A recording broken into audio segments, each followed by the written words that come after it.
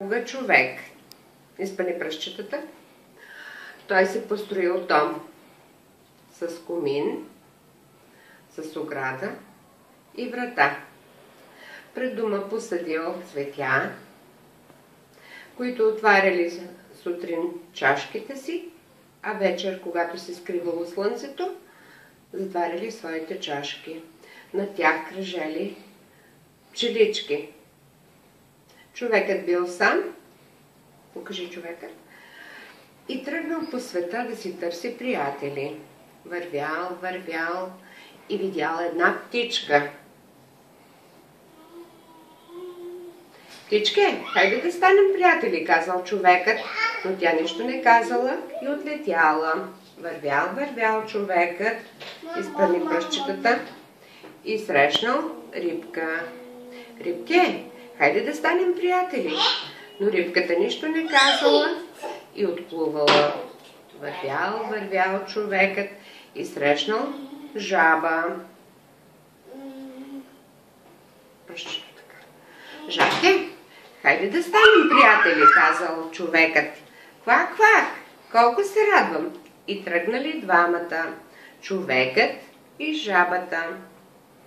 Вървели и срещнали куче.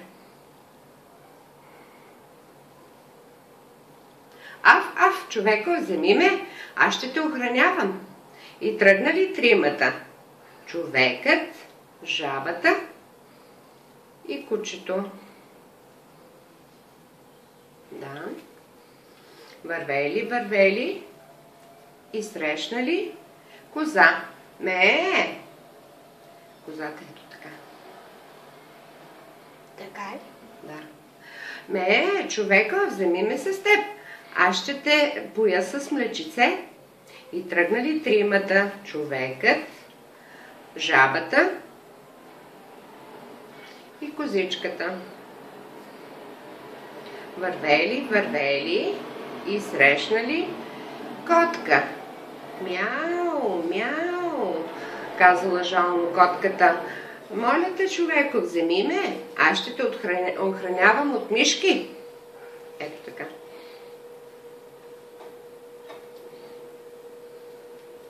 И тръгнали нататък човекът, жабата, кучето и козичката. И котката. И котката. И козичката, да. Вървели и видяли една ръка. Направили си мост. Хайде направи мост. Направили си мост и преминали от другата страна. А там бил домът на човека.